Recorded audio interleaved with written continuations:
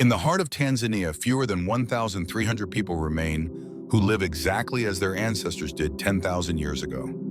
No farms, no permanent homes, no written language. They hunt with handmade bows, navigate by stars, and communicate through languages that exist nowhere else on Earth. And the most incredible part? They might hold the key to understanding what it truly means to be human. So what is the secret to the Hadzabe tribe's survival in a world that has forgotten them? Welcome back to the channel. Throughout history, civilizations have built empires, developed technology, and reshaped the world around them. But tucked away in the remote Yaita Valley of northern Tanzania lives a people who have deliberately chosen a different path. They are the Hadzabe, and they might be humanity's last living connection to our deepest past. For over 10,000 years, the Hadzabe have survived one of Africa's harshest environments, using skills and knowledge passed down through countless generations. They've watched empires rise and fall. They've witnessed the arrival of agriculture, industry, and the digital age. Yet they remain, largely unchanged, hunting with bows and living in portable shelters. The question isn't just how they survive, it's why their way of life seems to defy everything we believe about progress and modernization. And as we'll explore today, their world reveals mysteries about human nature that science is only beginning to understand.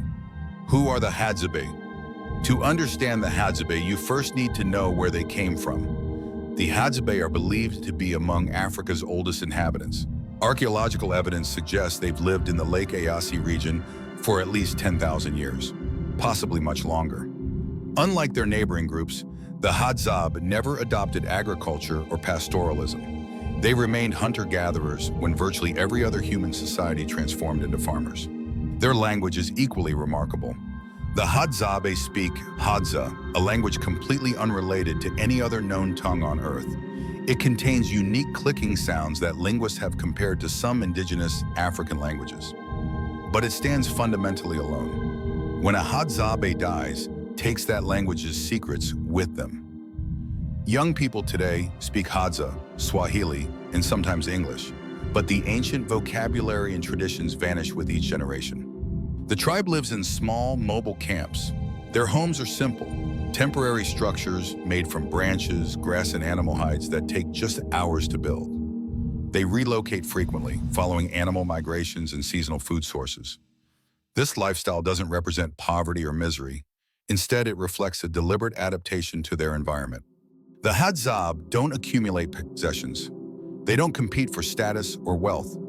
They share hunts, divide food equally among the group, and make decisions through consensus. This social structure has remained essentially unchanged for thousands of years. How do they survive? The real mystery deepens when you examine how the Hadzabe actually survive in one of Africa's most challenging environments. The Yaita Valley is not hospitable. During dry seasons, water becomes scarce. Animals migrate unpredictably. Yet the Hadzabe have developed an intimate knowledge of their landscape that seems almost impossible to comprehend. They can identify hundreds of edible plants by sight, taste, and smell. They know which roots are nutritious in which seasons. They understand animal behavior so deeply that they can predict where prey will be found days in advance. Men hunt with bows made from carved wood and arrows tipped with poison extracted from a local plant. A hunter must spend years perfecting their craft. They can track animals through barely visible signs: a bent twig, disturbed soil, a scent in the wind. They hunt baboons, giraffes, birds, and antelopes with remarkable efficiency, yet they hunt selectively, never taking more than they need. But here's where things get truly fascinating. Multiple theories exist about how the Hadzabe have survived so long without modern medicine, agriculture, or technology. Theory 1. Advanced ecological knowledge. Some researchers suggest the Hadzabe possess an ecological database in their collective memory that rivals modern botany and zoology. Their traditional ecological knowledge, passed through oral history, allows them to predict environmental changes and manage resources sustainably. Theory 2. Genetic adaptation. Another possibility is that the Hadzabe have undergone subtle genetic adaptations over 10,000 years. Their digestive systems might process hunted meat differently. Their metabolisms might be uniquely suited to feast and famine cycles. Few genetic studies exist, so this remains speculative. Theory 3. The caloric efficiency mystery. Perhaps the most intriguing theory, the Hadzabe actually work far less than we assume.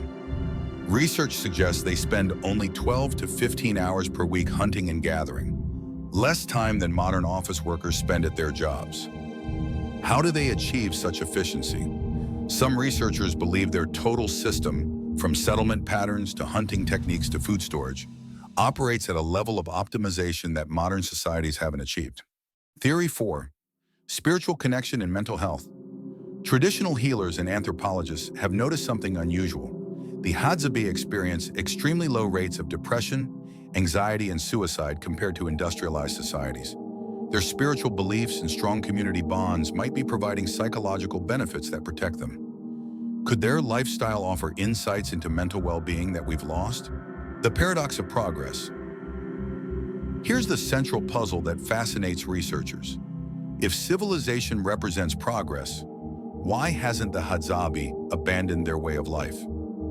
Throughout the 20th century, the Hadzabe encountered increased contact with the outside world. Colonial powers arrived, neighboring tribes adopted pastoralism and agriculture, national governments drew borders. Yet the Hadzabe remained largely unchanged, not through isolation, but through choice. When anthropologists asked Hadzabe elders why they didn't want to farm, the responses were consistent. Farming, they explained, is work. Farming ties you to the land and demands constant labor throughout the year. Hunting and gathering provided everything they needed with less effort. They weren't rejecting progress. They were making a rational cost-benefit analysis. But the Hadzabe do selectively adopt useful technologies. They now use metal-tipped arrows instead of stone, and many young people embrace mobile phones. They're not technophobes.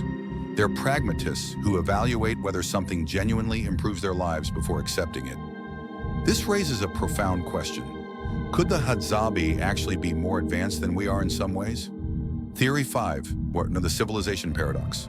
Some anthropologists propose that our definition of advancement is wrong. The Hadzabe achieve happiness, health, and sustainability with minimal work, minimal waste, and minimal environmental destruction. Modern civilization offers convenience and abundance, but extracts enormous costs, environmental damage, mental illness, inequality, and endless work.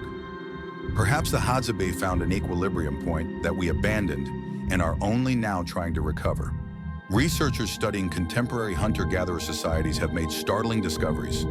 The Hadzabe and similar groups work fewer hours than farmers or industrial workers.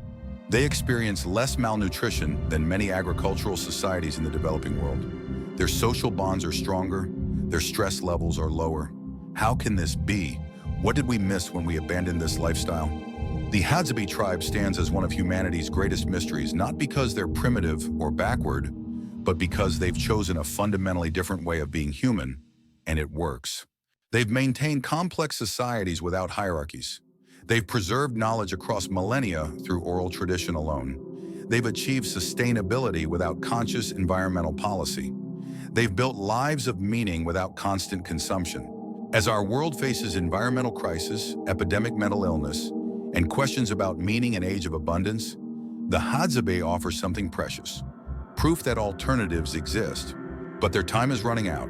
In perhaps 50 years, the Hadzabe as we know them may no longer exist. That loss would be immeasurable, not just for anthropology, but for humanity's self-understanding. So here's the question we leave you with. Are the Hadzabe the past we've transcended or the future we desperately need? And more personally, what aspects of their wisdom do you wish your own culture preserved? Let us know your thoughts in the comments below. And if you want to explore more mysteries about human civilization and the hidden truths anthropologists are uncovering, subscribe to the channel. Thanks for watching.